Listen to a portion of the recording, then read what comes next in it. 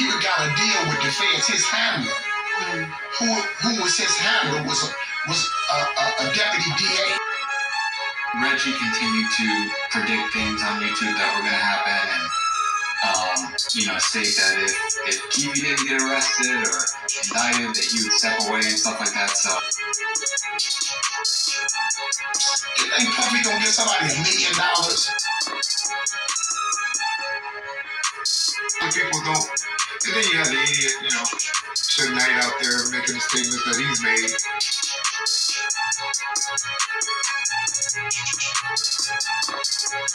He had to know something, brother. A week after it happened, everybody knew it happened.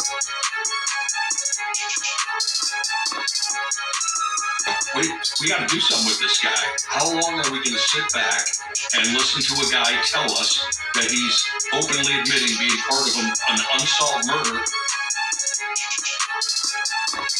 So, I'm just going to say he grew up in the streets of Compton, man. He did his share putting in work. So, he's straight gangster.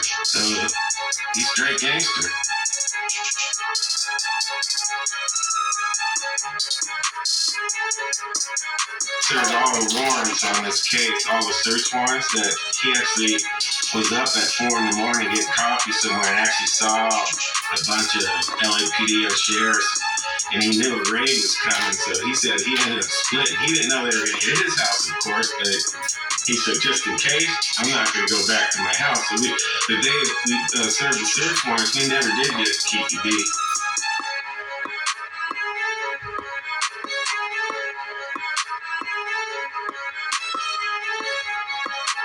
Now, you guys, this is part 2. This is the rest of that video that I just dropped because I couldn't upload it because it was so long. So this is the part 2 of that video, you see. So if you haven't checked that video out, please make sure you go back and check it out. And if you didn't hear me on the last video, the video that I dropped earlier today, I'm so sorry. This was the video, but how the sound went out in it, I don't know. You see what I'm saying? I'm still thinking, I'm still bugging out about that. Like, man, how did the sound go out of my video?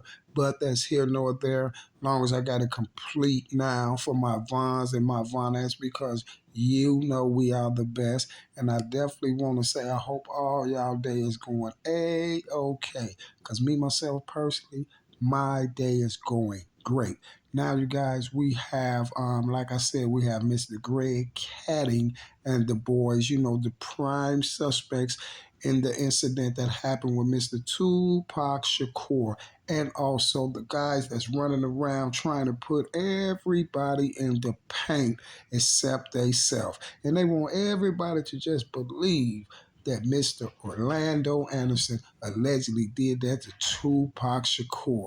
We know he didn't, so I don't know why Greg Kading and everybody is trying to keep that scenario. Y'all already been snake Keefy out. You might as well go the full whole way with it now. You might as well go the full whole way with it and just be like, yeah, Keefy D was the trigger man as well. But Mr. Kading ain't gonna do that. Him and his boys, they're not gonna do that, because they really don't want Keefy D to be saying their name, and this is why they tricked Keefy D into making that profit. But if Keefy D had any sense, Keefy D will be putting those police right on Front Street. But Keefy D know if he do that, Keefy D know those police people got a lot of connections and things like that. And something strange might happen to Mr. Keefy D, because this guy right here, Mr. Kading, is like I said in my last video, he ain't nothing but the West Coast Mr. Curly. And that ain't nothing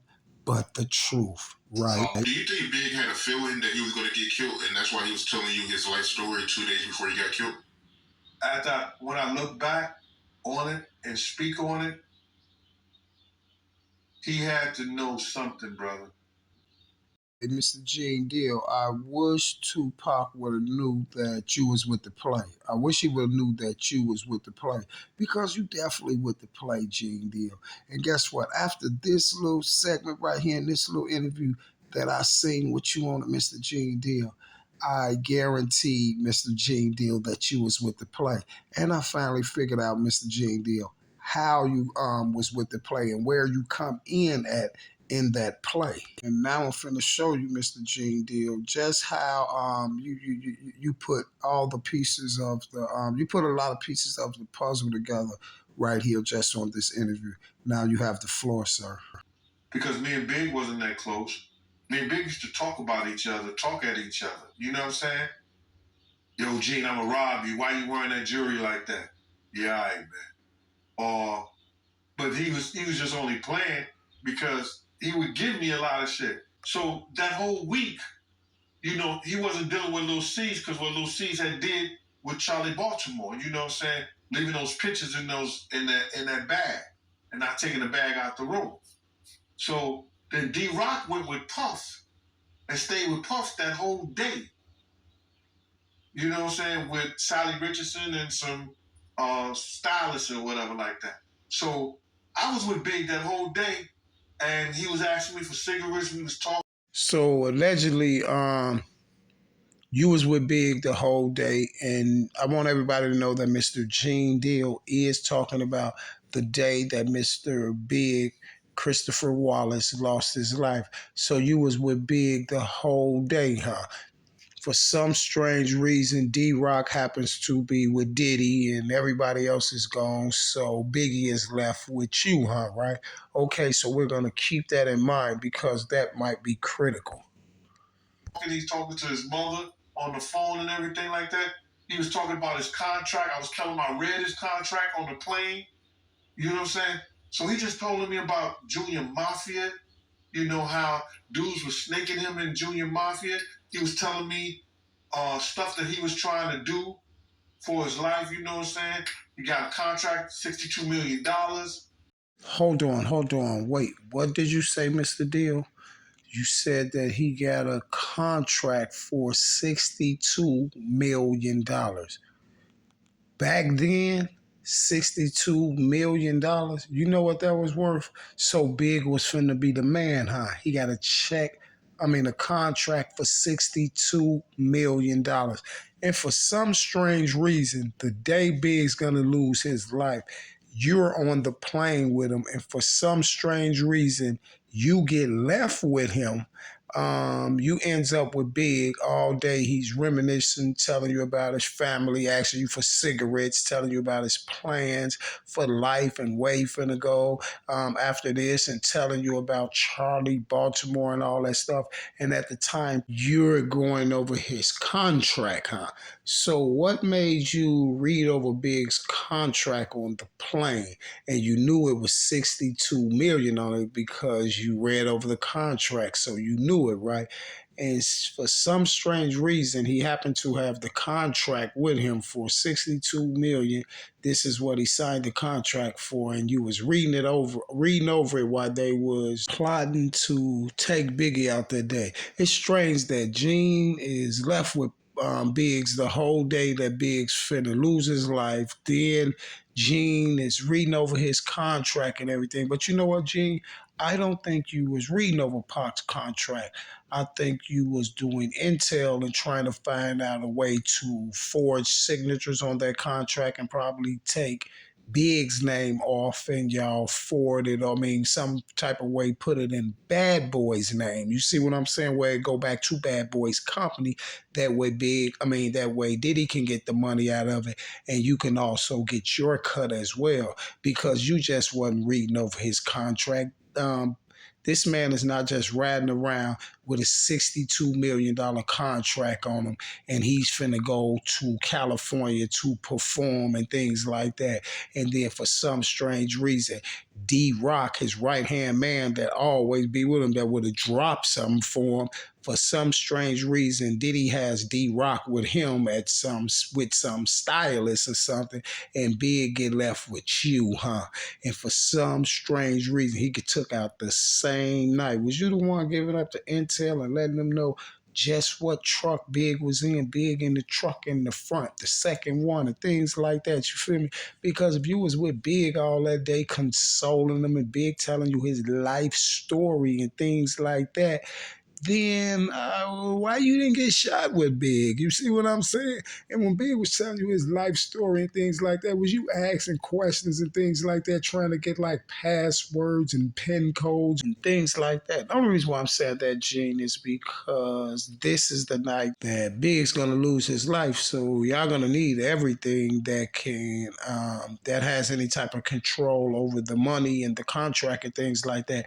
And it's another reason why I say that as well, Gene, is because when Big lost his life, I remember his mom saying that Puffy beat Big out of some money, all his money, and his mother didn't get none. And we could see Little C's and nobody else in Junior Mafia got nothing. And basically, Big died like Pac did, broke, right? But it was strange how they had all this music and all this stuff out like this, and then they died broke. Because Miss Wallace show said she didn't get nothing, and that Puffy and them took the money, and they ain't did nothing for Big's kids or none of that stuff.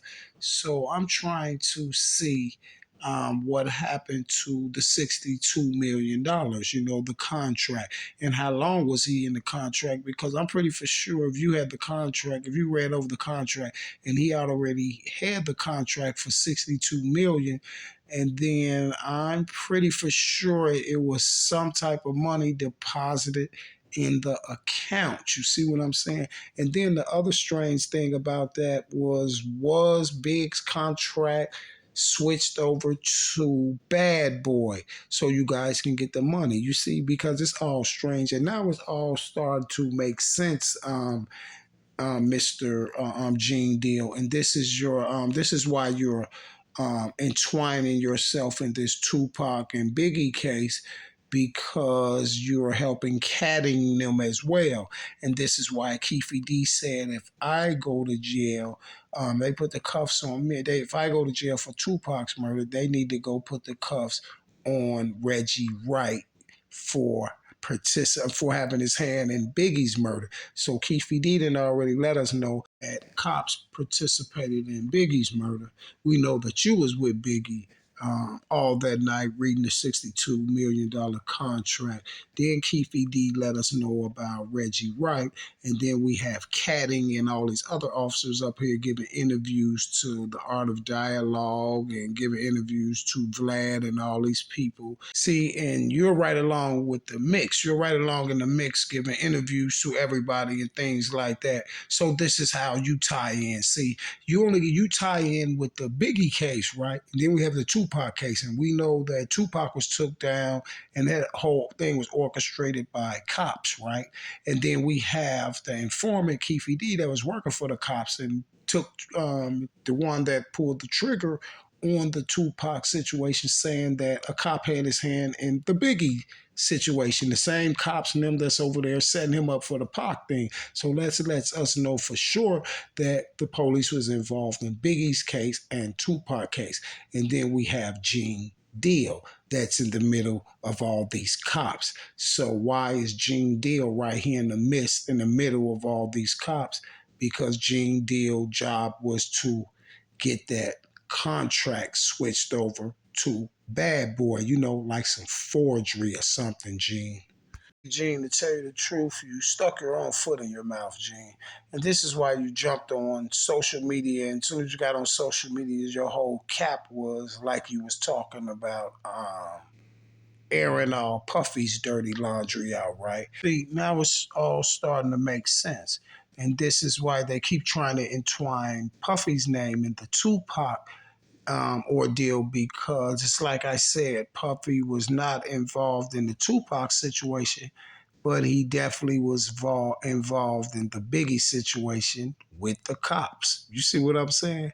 But he wasn't involved in the Tupac situation, and this is why Greg Cading know that Puffy can't will not be getting incarcerated or ever convicted for nothing that has anything to do with Tupac Shakur's murder. You feel me? And Puffy knows that he will never be convicted for anything that has to do with Tupac Shakur's body either, because Puffy knows if they play with him on the Biggie body, then he can expose them on the Tupac body. Um, who he thought was the hottest rapper. He thought Cameron was the hottest rapper in Harlem at the time. He was talking about what he was going to do for Charlie Baltimore. Yo, my man, whatever situation people try to say, that dude loved Charlie Baltimore. You know, the way he was talking to me about her, you know, he may have messed with other girls too and had other. So allegedly, Biggs confiding in you this whole night, and then you said that Big must have had a feeling that something was going to happen, and you said you think he did have a feeling something was going to happen. I'm wondering why. Did he get some type of vibe from you? Or did you tell him like, hey Big, you know, we're gonna take you out tonight, you know, we want that contract and the whole nine. And he just got the reminiscing going through his whole life story, telling you he really loved Charlie Baltimore and telling you how the junior mafia people was beating him out and all this stuff like that. And he didn't even know that he was sitting right next to the devil, right?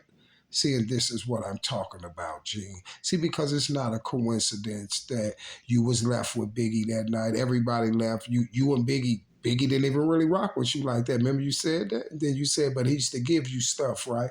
Clothes and stuff like that. If D-Rock didn't want it, right? So D-Rock was his man that was going to watch him to the end, right?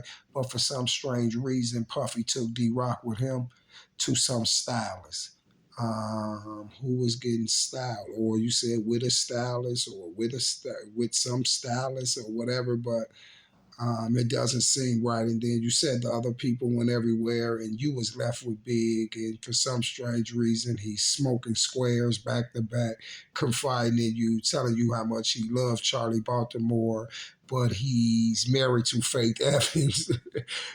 You were reading over his $62 million contract. Why he has the $62 million contract with him, I don't know. It beats me. I don't know if Gene and Puffy told him to bring the contract with him. So after they take him out, they can make sure that they have the contract. But for some strange reason, Gene is with him. But Mr. Gene Deal don't get a scratch on him. And here we go, 27 years down the line, Mr. Gene is on social media running off at his mouth, talking this and talking that, and he's not talking right because Mr. Gene Deal won't let us know what Keefe D told us, and that Reggie Wright and the cops had their hand in the Biggie Smalls, aka Christopher Wallace, murder, right? Okay, Gene. Gene, it's a no-brainer that you involved in something. It's a no-brainer that you involved in something, Gene. The Tupac body, the Biggie body, all this stuff ain't going on, Gene, and you're just not involved with it. It could happen like that. It all can go on, and you ain't have to be involved with it. But guess what, Gene? If you wasn't involved with it, Gene, then you won't be going up here talking on all these interviews with all these cops. You see, and I can't say you're talking on interviews with all the cops because everybody that, along with everybody that had a part of the Tupac case and all that that's talking about the Tupac and the Biggie cases, the same people, and they're all on the same platforms, Art of Dialogue, that platform, this platform, and you up here in the midst of all these cops, right?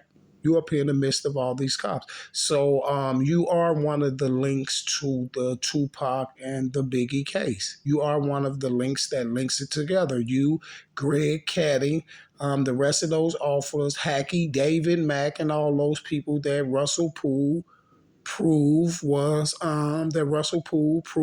in part of the investigation. And this is why Valletta Wallace hired that federal corruption investigator that went out there investigating Greg Caddy them and the boys. And then for some strange reason, Russell Poole gets called by Greg Caddy talking about he got some information on the Tupac and Biggie case, some information for him to see. And then Mr. Russell Poole goes up to the police station, y'all, and he never comes out alive for some strange reason. And then we also got Mr. Caddy that was up there talking about, no, Russell Poole had nothing to do with Biggie case. Nothing to do with Tupac case. He had no jurisdiction over that. Well, the Tupac and Biggie case go together, and that's why you called him up to the station to talking about you had new evidence you wanted him to see on the Tupac and Biggie case. So if he wasn't on the Tupac and Biggie case, then what was you and Reggie Wright and the rest of the boys doing over there on the Biggie case? And that's what he was working on. So you want to jump your nose up in the Biggie case, and he was working on that case. That's why you were saying earlier today to my son that they was trying to figure out, was the facts in his book the truth? Yeah, his facts in his book was the truth, and the facts that was in his book was that the whole investigation pointed towards the police department. You see, The girls are right. And if you ask me, and nobody can really tell me otherwise, I feel like the authorities were complicit in it as well. and thank you, my brother, for calling it how you see it. You see what I'm saying? Thank you, my brother, for calling how you see it. And thank you for having common sense. Because if anybody had common sense, you will know that their hands is all up in the Biggie Smalls case and the Tupac Shakur case. You will know it. You know, they allowed it to happen. So for them to come out, oh yeah, we raided this guy's house, or we got this gun, or whatever. It's like, come on, bro. What are we doing? That's what I'm talking about, Mr. Money D. That's what I'm talking about right there. Call it how you see it. Basically, what he's saying is they allowed it to happen. And then for them to come back 27 years later talking about they done raided Keefe D house and this and that and this and that. Like, come on, man. Like, what's really going on? What we doing? Basically, like, come on, man. It's y'all playing games. Y'all behind it. And now y'all gonna sit up here and try to raid Keefe D house and snake him out. Strange, isn't it? It just felt, it feels like another distraction to me. And that's exactly what it was, a distraction. That's all it was. It was another distraction for them to pull a bigger play off. You see, when you be looking to the left, everything be happening to the right. You feel me? No, and I'm not necessarily here for that. Right. So you feel like the police allowed Tupac to get killed, and they allowed his killer to get away? Well, I mean, in order for something like that to happen, I mean, you know, there's just surface, right? Surface value. Las Vegas, you know, fight night, how crowded it is, especially back then. How can something like that happen, and everybody knows it's this white vehicle or whatever, and is able to get through all of it? Like, traffic is stand still in that city, especially on the strip, around the strip, on a fight night. Mike Tyson, you can't move, you can't even walk around there. And then that happens. And this is what I be telling y'all when I be telling y'all that those people are tied with the DEA and the feds and everything.